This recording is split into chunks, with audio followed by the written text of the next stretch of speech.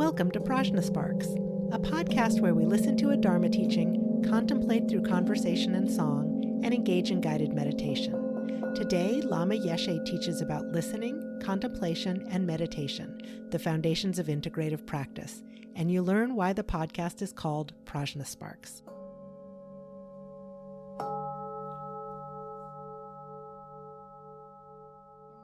Lineage of Tibetan Buddhism, which is what I follow and know a little bit of. I don't know a whole lot about the other traditions. There's a really broad band of focus in how we work with the Buddha Dharma. There is, of course, meditation in the generally understood way of things, where we're sitting and calming the mind. Then there are investigative kinds of meditation that involve examining the mind in different ways that progress through a spectrum of experiential inquiry in the Mahamudra tradition. Mahamudra is a major focus of the Kagyu lineage. And then there are also Vajrayana practices, very elaborate practices using meditational deities and ritual in an extremely intimate, immediate approach to gaining understanding and unveiling the natural qualities of mind. All of these approaches have as a starting point the idea of Tathagarbha, or a Buddha nature. Buddha nature is a central theme in the Kagyu lineage of Tibetan Buddhism.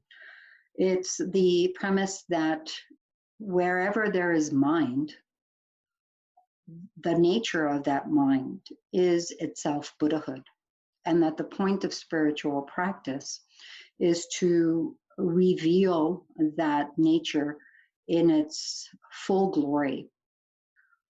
What's obstructing that nature are literally called obstructions from karma and kleshas. Those are two Sanskrit words meaning action and basically affliction or disturbing emotion, as well as cognitive obscurations, basically just not knowing or misknowing the way things really are.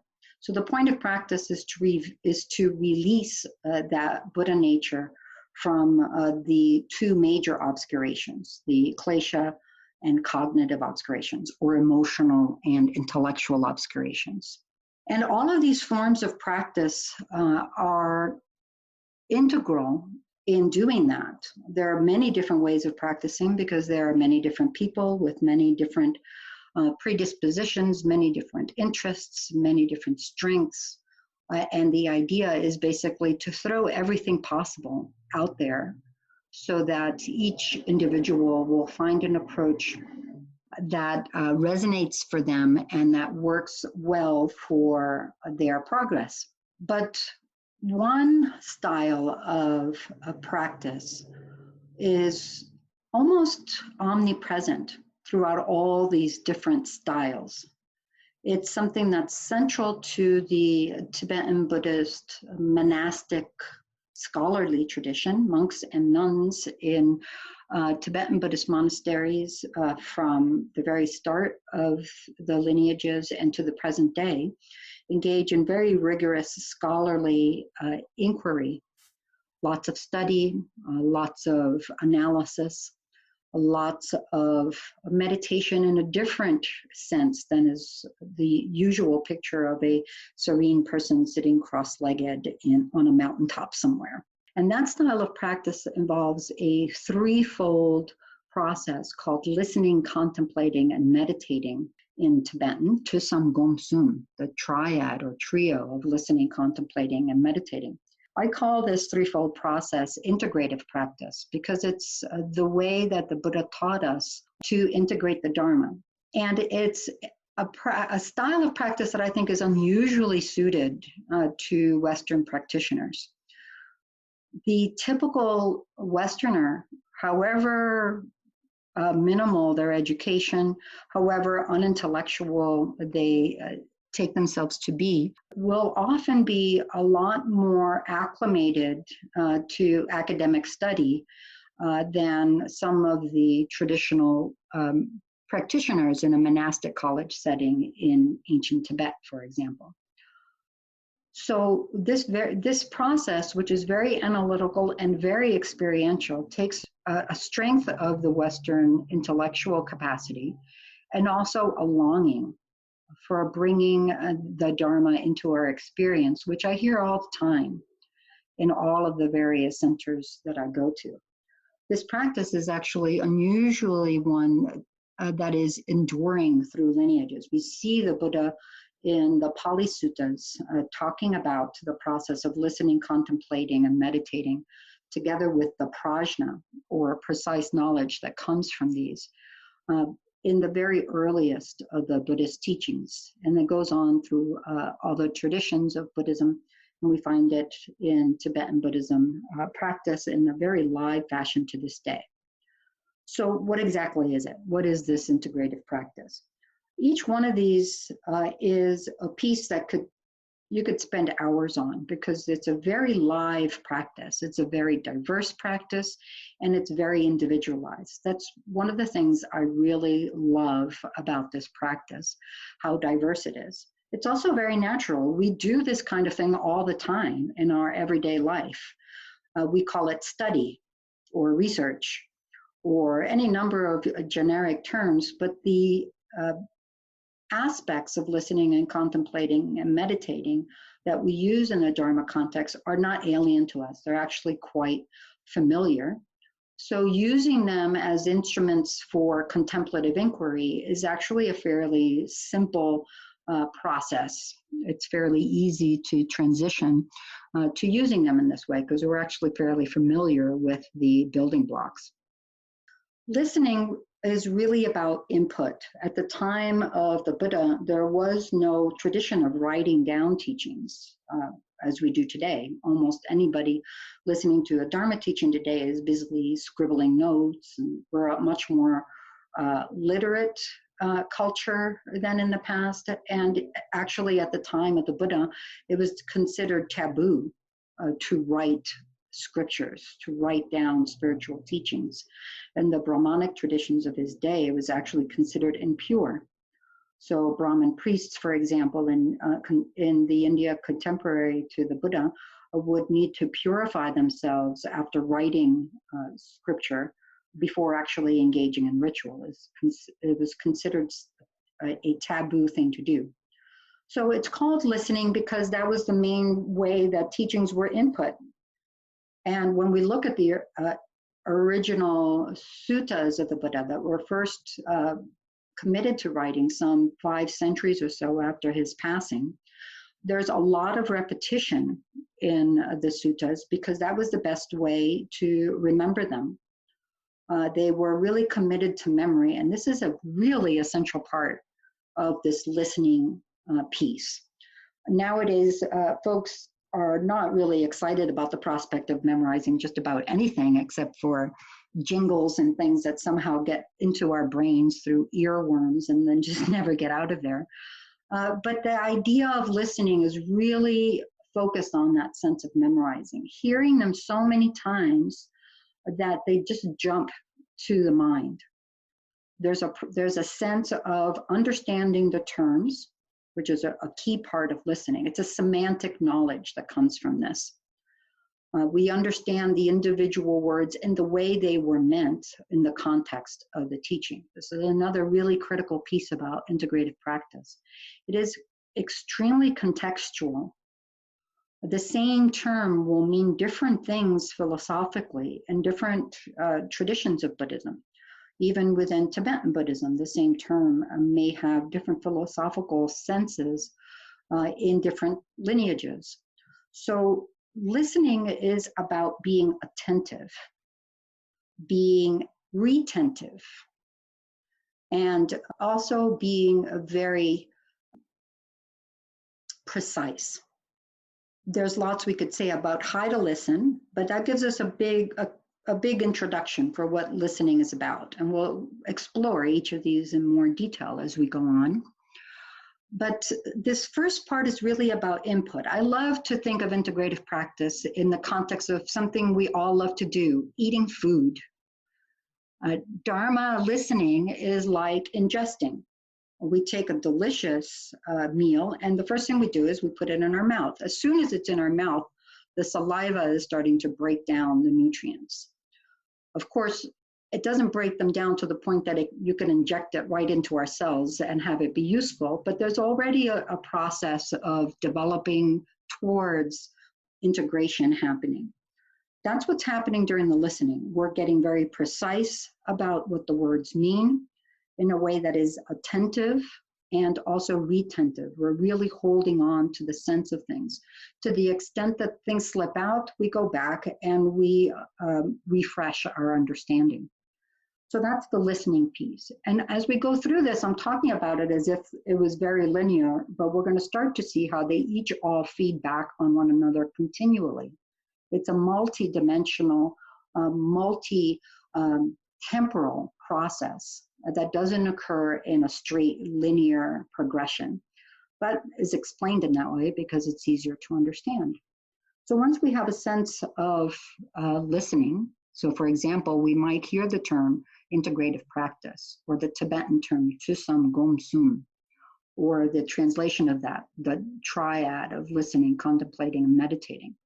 And the first time we hear it, we're like, I understand those words. I know what the word listening means. I know what the word contemplating means. I know what the word meditating means.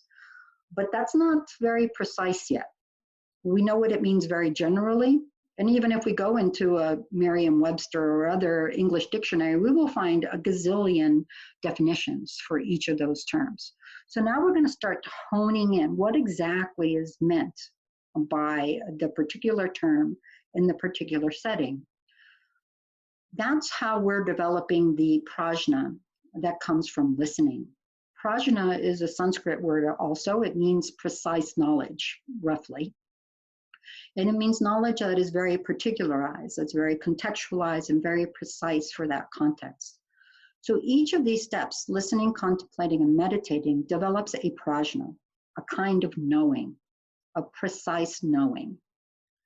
The prajna that comes from listening is basically semantic knowing, being very clear about the meaning of the terms in the context of the particular teaching. That's what comes about through the attentiveness. The retentiveness is what allows us to always remain within the scope of that intended meaning. That prajna, that semantic precise knowing, is what we take into the next stage, contemplation. Contemplation means reflecting on the meaning of the terms, reflecting on that semantic knowing in a very precise way.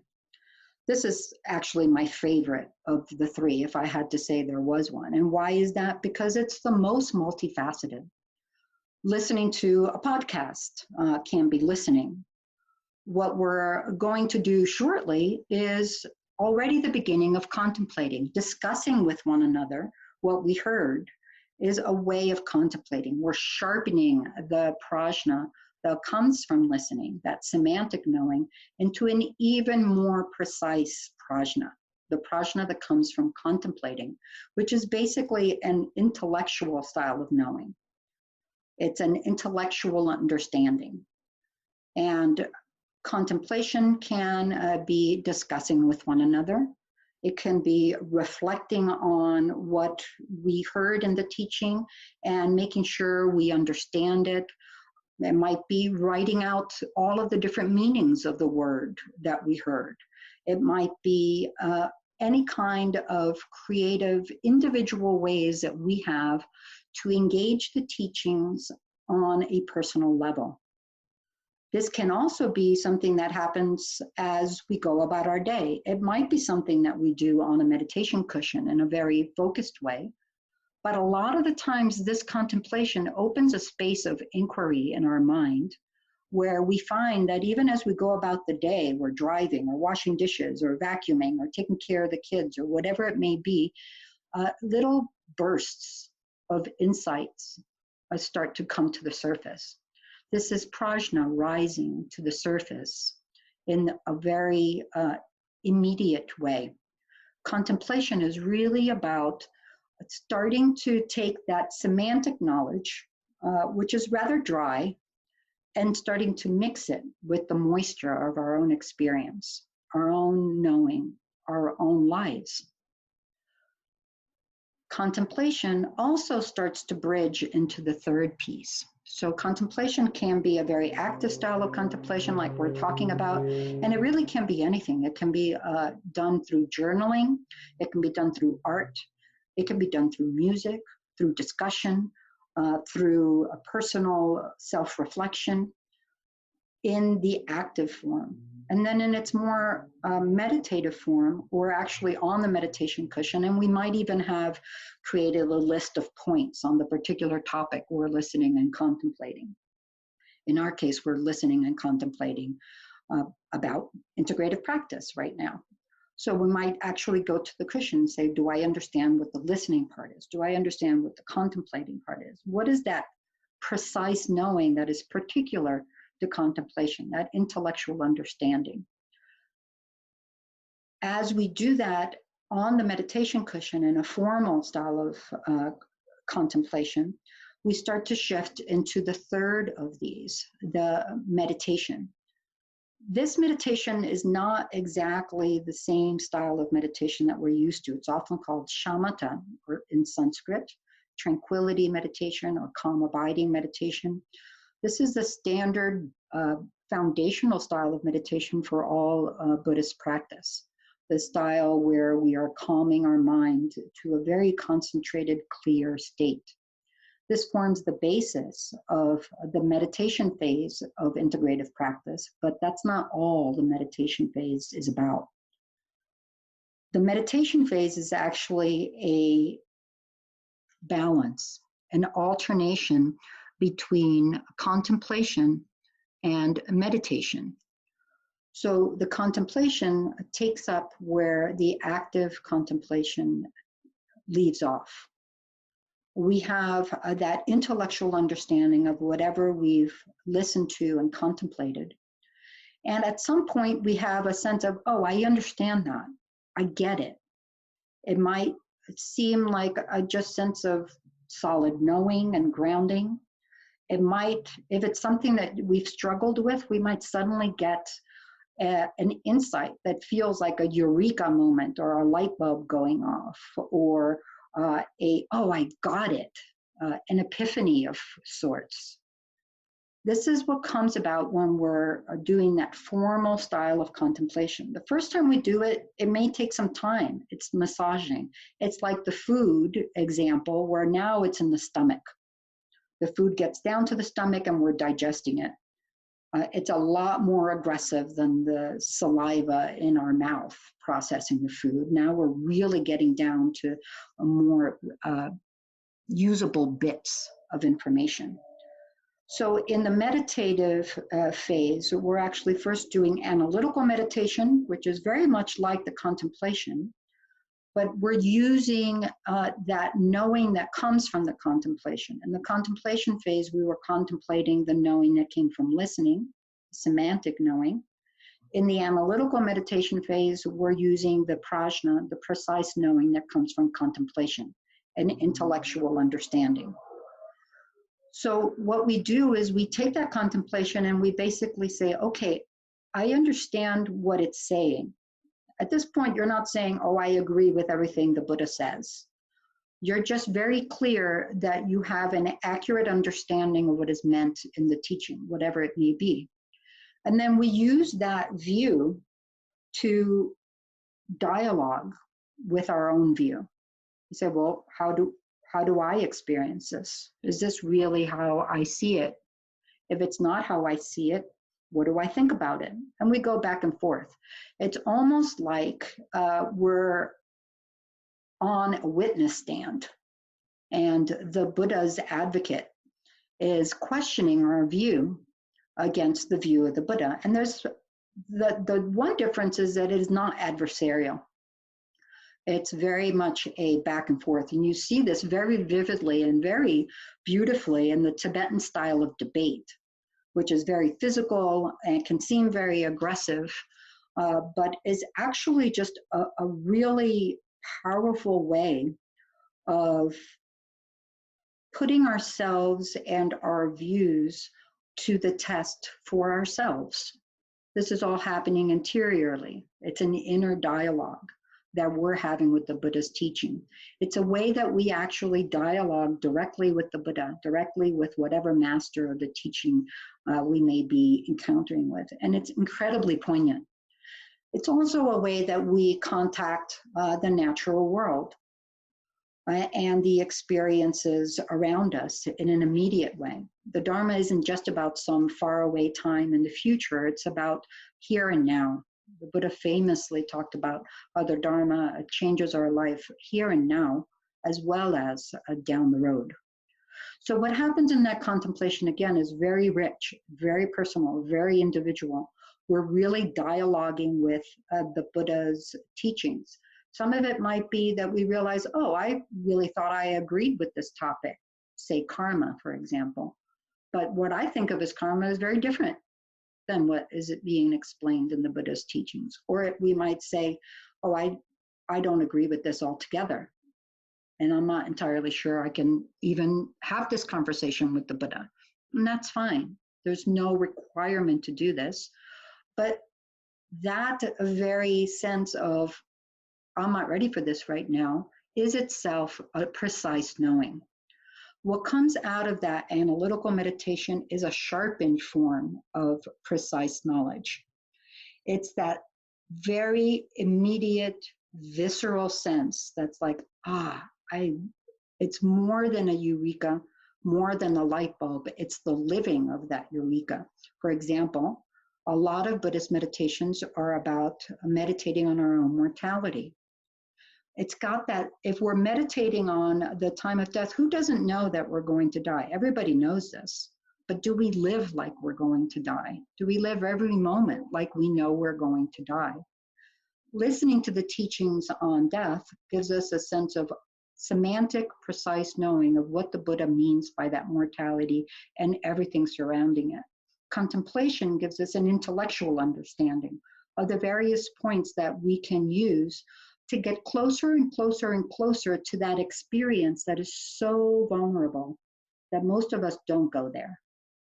The analytical stage of the meditation is where we actually go there, where we actually put ourselves through various different methods that a lot of the times you work with a teacher or with a text, to get us to that visceral sense. It's that same visceral sense that you get if somebody cuts you off on the highway and you think, oh my gosh, I could have died. That same kind of powerful visceral sense.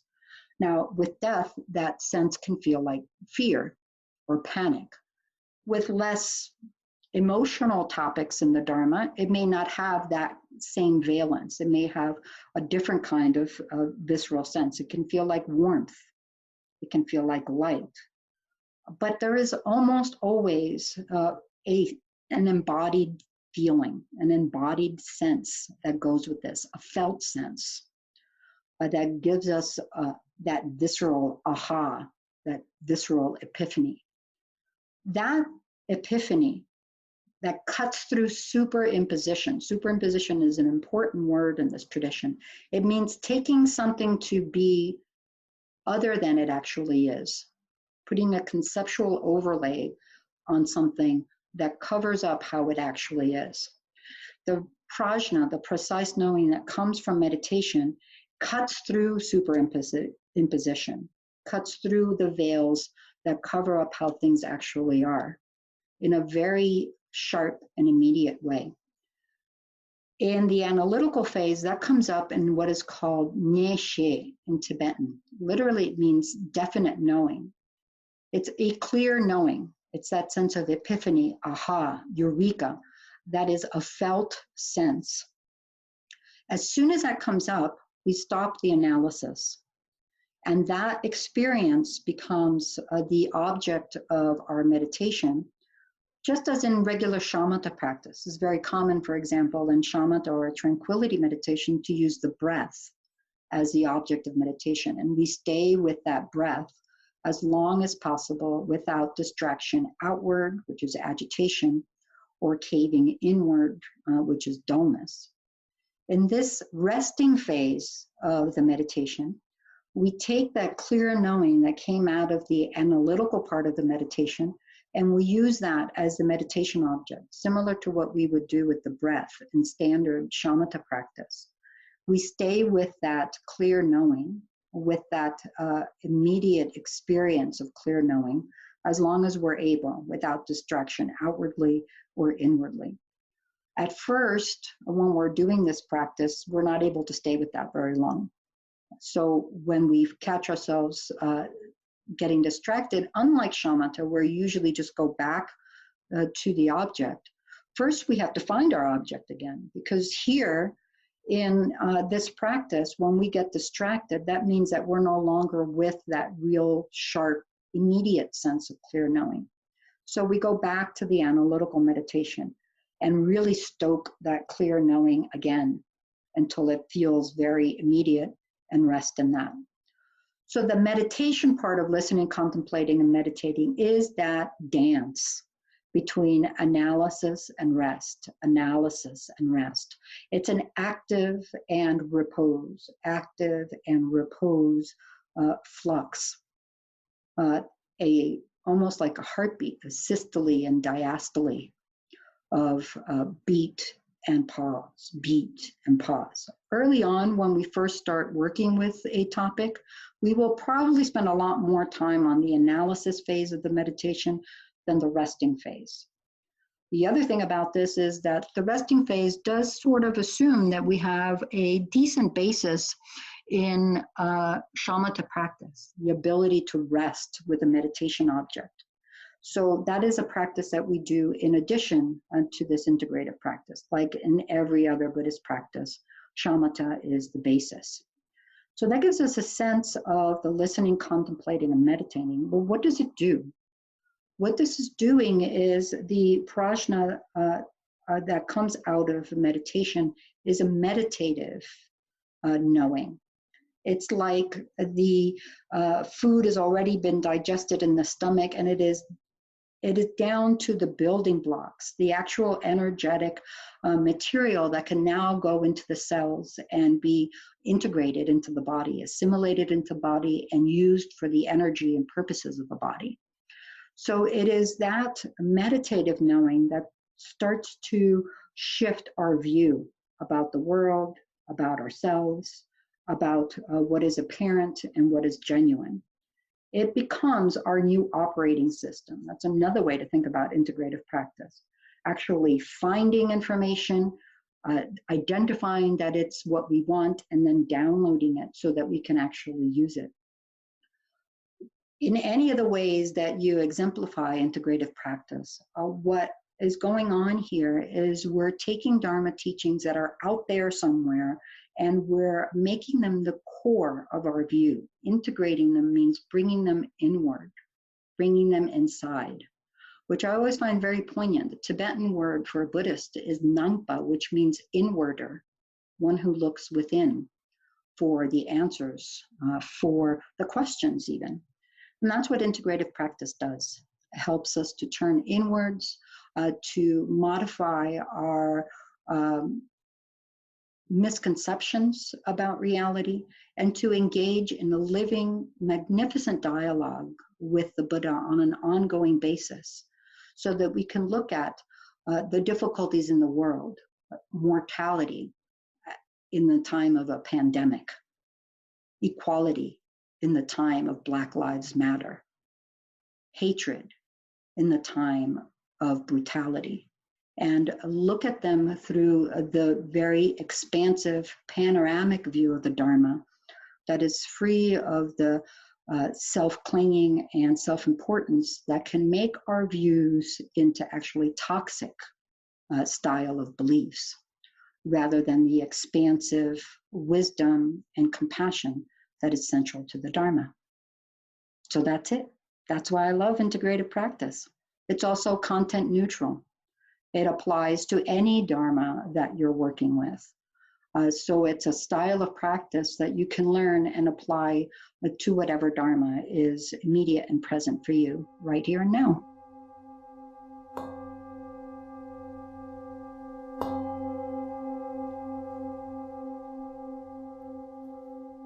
Thank you. Yeah, I really like that I can listen to this recording again. In fact, I did. And that was really helpful because I knew that the first time when I was hearing you do the teaching, I was like, oh, I know I missed something. And so I was able to go back and make sure that I got that fully. And so that's wonderfully helpful for listening.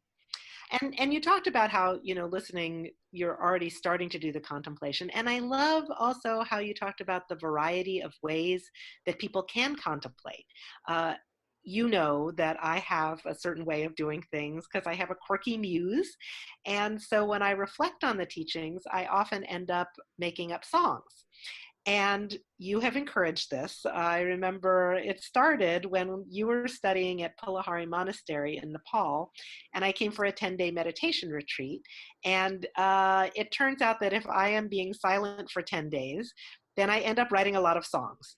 And I don't write the melodies. I borrow them from, pop songs and musicals and Christmas carols. And so they lend themselves well to karaoke, which is great. But I end up singing them to myself or to the grandbaby. And so I return to the teachings again and again. Which is lovely. And you recently had me share a song I wrote in a virtual retreat you did recently, which was the impetus for this podcast. I wanted to hear more of your teachings, and I wanted to get more people to hear your teachings, and I wanted to write songs about your teachings. So here we are. But I feel like it's really the contemplation that brought us here, brought me to that vision of wanting to have more opportunity to hear your teachings and to reflect on them through song.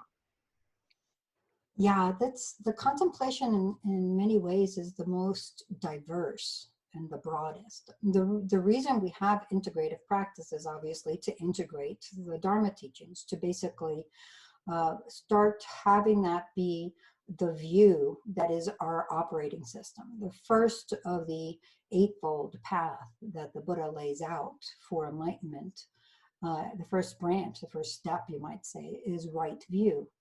So integrative practice is really a way of not just understanding the view so you can answer questions on a multiple choice exam, but so that it's actually what you've are operating out of. It's actually informing your conduct. And the way we do that is through this process of listening, contemplating, and meditating.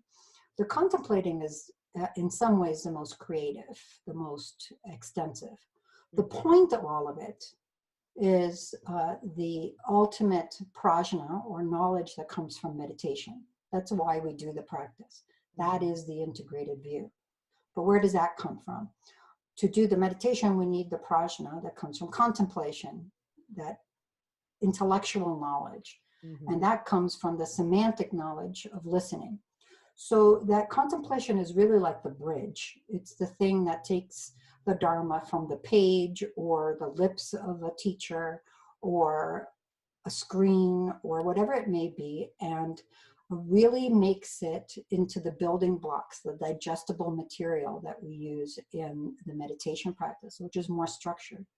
But the contemplation is where we let ourselves go. Just like you're saying, we are able to really encounter it in our experience. And we do that in any number of ways. You have this thing for making song lyrics. So that's a beautiful way. It's not just the song lyrics. As you know, the process of really thinking about the Dharma and trying to, you're basically doing exactly what contemplating is. You're trying to condense it into pieces that you can chew on again and again, that you can really digest. This is a digesting piece. And then once you have a particular way of having a product out of it, there's lots of other things people can do. People can debate. Tibetan Buddhism is very famous for its very elaborate forms of monastic debate, where there's lots of shouting and clapping of hands. And it's a very physical kind of contemplation, which we normally don't think of about contemplation. And then contemplation can happen as we're going about our day, just like what we normally would call thinking or pondering or reflecting. And then there's the more structured piece that happens as the first phase of the meditation. But the critical part with the contemplation is not even the modes that we use. We could do anything. We could journal.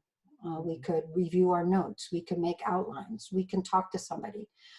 We can talk out loud. We can try to do the teaching ourselves. How much did I actually digest of this? That's a beautiful way of finding the spots.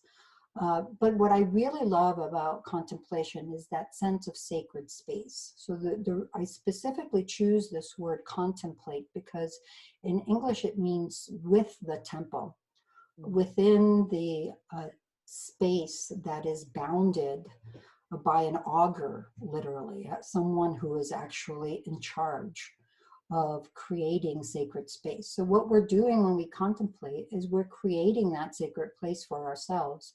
And it's beautiful for it to be a reflection of who we are, the people that we choose to talk to, that we can interact with in our Dharma center or through our personal relationships, our individual gifts of songwriting or art. Art is another beautiful way of doing it.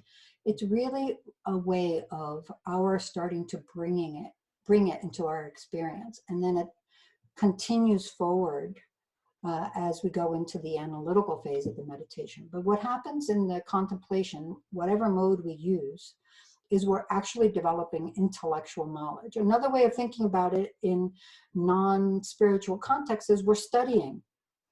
It doesn't sound as exciting, but this is a kind of study that is experiential instead of entirely in our heads. Mm-hmm. So this is one of the reasons I wanted to get to have these conversations with you, because you completely blow my mind when you talk about some of these things like contemplate. It's like contemple, it's within the temple. And so that's just such a striking way of thinking about it and using the words to really develop that understanding. So thank you. I feel like that's just a wonderful gem that you shared. So that's great. I'm glad you like that. Yeah, I Pondered love it myself, if I have to admit. And I love the piece about thinking about it as studying, because so I'm a professor, and when my graduate students are preparing for their qualifying exams, then I always suggest that they don't just read over the material, but they do something with it, you know, whether it's teaching it to other people or make a PowerPoint or, you know, something, make flashcards or outlines, but do something with it to kind of make it your own in a way to really integrate that knowledge. So it sounds like that there's a parallel there. Very much so. I mean, traditionally it would have been memorizing, and there's still a lot of memorizing that happens in this tradition. If that's something that's good for you, that's great. If you want to write poetry or verse, that's great. If you want to just journaling with Dharma work is a fabulous thing to do, because it's not just study, it's experiential study. You're putting your own experience into it. So it might be something like journaling about, well, how does this particular topic relate to my life? How does it interact with things that are happening around me in my world, in my family, etc. And it really becomes very potent. Yeah, I was really struck by you talked about it was taboo to write scripture. Oh. And you know, that's why teachings were spoken. And I always find it challenging to try to say anything about the Dharma, because it always just seems too deep and complex and meaningful for me to try to say anything about. But for some reason, the songwriting is easy. And so I think that's where, if there's something that that's easy for a way to digest it. So journaling, you know, maybe for some people, like you were talking about, but whatever it is, just finding the thing that fits. Yeah, I mean, I think what you're hitting on is, again, goes back to why I like to use that term contemplate. In Dharma, boundary is very important. Actually, I'm very fond of explaining to people that the word that's translated as retreat in English, in Tibetan literally means boundary, like boundaries between two states or something like that. So what contemplation does in this sense is it's creating a boundary, a space that is structured by the actual teaching. So it's actually easier to work with it with the structure. The structure actually becomes freeing, ironically, because you're not trying to remember all of what was that and what was this. The pieces of the teaching are the structure, the boundaries. And then within that structure, you have all the freedom you want to dance, to sing songs, to do art, to make poetry, to journal. And that expression is always bounded. It makes it very easy because the structure of the material, the prajna that came from listening, the semantic knowledge, forms the forum, the arena for the contemplating. And that actually narrows the field to the point where it's a little bit easier. Otherwise, Dharma is immense and it's easy to get lost the way you're describing, where it's very hard to really be sure of what you're talking about. This approach really just narrows it to the particular topic. And as we go on with the podcast, we'll see how that works. And then that actually brings more freedom and more ability to interact freely. Great. So one thing I would love for you to do as we end our conversation today is, so the name of this podcast is Prajna Sparks. Can you talk a little bit about the meaning of the name? Yeah, well, Lama Zopa and I have a group called Prajna Fire. And so, of course, Sparks has to do with fire, but why fire? What does fire have to do with any of this? Well, when we think about integrative practice, think about what we're ultimately trying to do. It's always good with the Dharma to go back to first principles. What is the Buddha trying to do with all of these teachings? He's trying to cut through the very root of this cycle of existing, of constant rebirth, aging, illness, death, rebirth, aging, illness, death. So how do we do that? He identifies the knowledge of realizing the true nature of things, specifically the non-self nature of individuals and phenomena. In this tradition, that's how we describe that, as the antidote to ignorance that keeps us cycling in samsara. But how do we do that? The condition we're in is operating under this cloak of not knowing the true nature. So how do we use our knowledge, which is tainted by that, colored by that, to transcend that? How do we do that? There's a gap between our very dualistic, self-oriented way of experiencing the world and this non-self, that knowledge that transcends samsara. So how do we do that? We do it by listening, contemplating, and meditating. Each of those steps generates a prajna, the semantic knowledge that comes from listening, the intellectual knowledge that comes from contemplating, and this deep meditative knowledge that comes from meditation. That knowledge, of course, at first is small. But what it's trying to do is it's acting as an antidote to ignorance. So the example is that it's like one stick and ignorance is like the second stick. And we're rubbing our knowledge against our ignorance. In that part where we're doing the analytical meditation, first we contemplate until we get this sense of clear knowing. That's those two sticks rubbing together. It's that sense of taking the knowledge that came from listening and contemplating and rubbing it against the stick of our own mistaken ways of experiencing the world, not knowing what the world is. What happens when we rub two sticks together?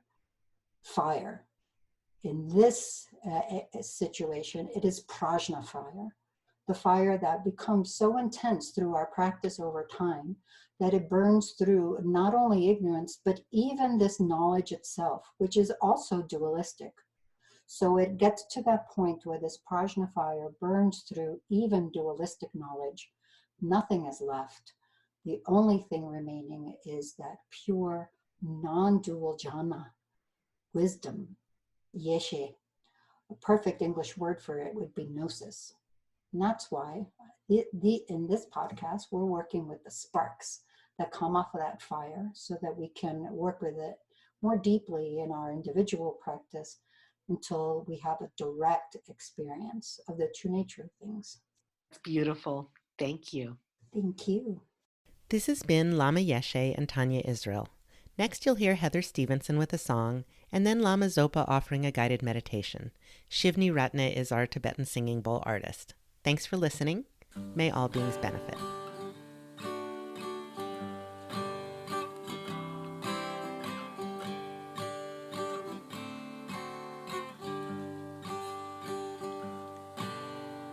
Prajna Sparks, Prajna Sparks, wisdom arising from practice.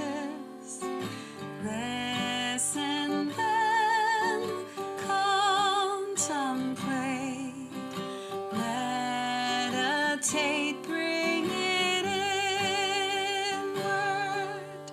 Buddha nature fully manifest when obstructions are burned through. Prajna Sparks, Prajna Sparks, nourish the fire within you. Buddha nature fully manifests when obstructions are burned through. Prajna Sparks, Prajna Sparks, nourish the fire within you.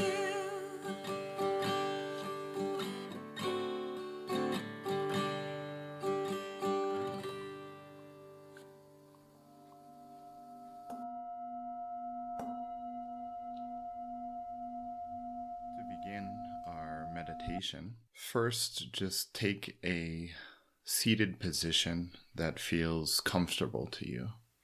Traditionally, there are different points of the meditation posture that are supportive to a calm, stable, and alert mind. Usually amongst all of them, one of the most centrally important is just having an erect spine, something where you can feel both grounded through your seat connected to the earth, as well as uplifted from the crown of your head. So that sense of both groundedness and upliftedness, that energetic resting or engagement that is so central to meditation. So take a moment just to settle in, become aware of your body, become aware of your breath, of whatever emotions or thoughts that are going on in your mind, and just let them flow. Pay gentle, kind attention to them without seizing on anyone or trying to push any away.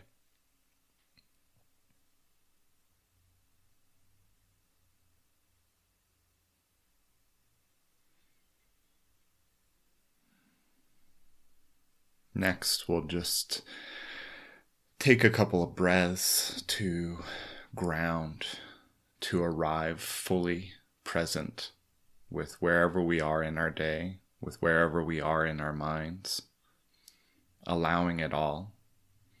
So let's take 3 breaths to come settle here now.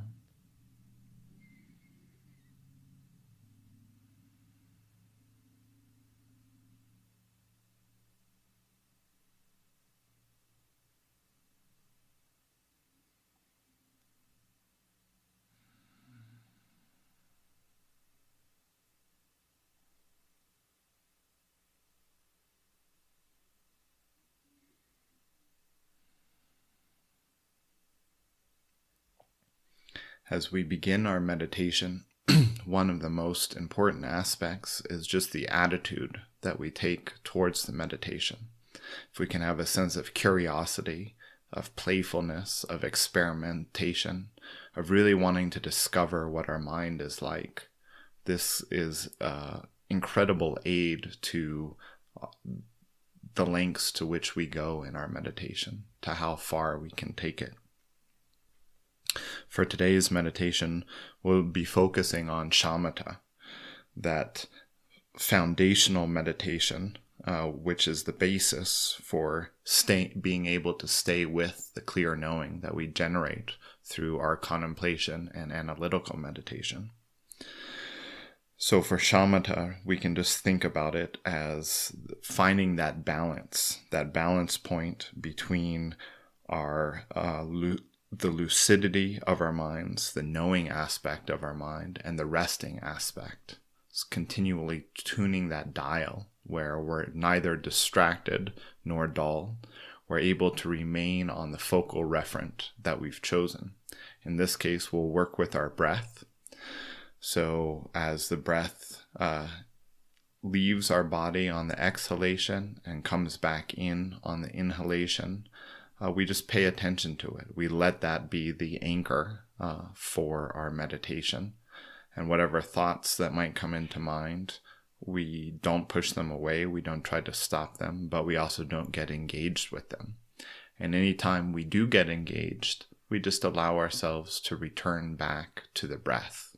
Notice the breath and settle back into that. So if you would like to, for this recording, we'll just do that for 1.5 minutes. But if you have more time, I strongly encourage you to pause the recording and take however much time you can to do this, 5 minutes, 10 minutes, however long.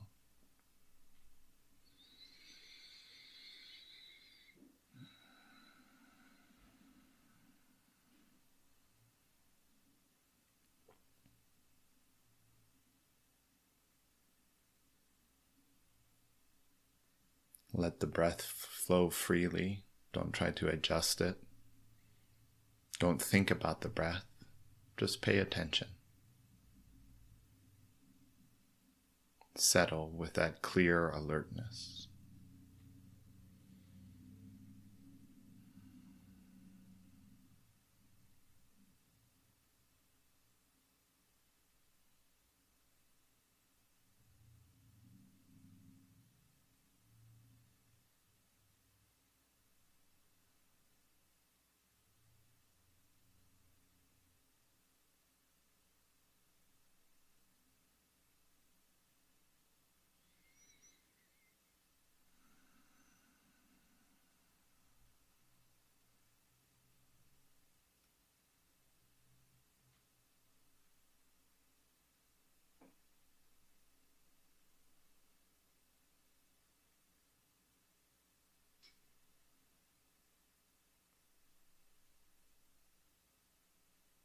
Thank you for your practice.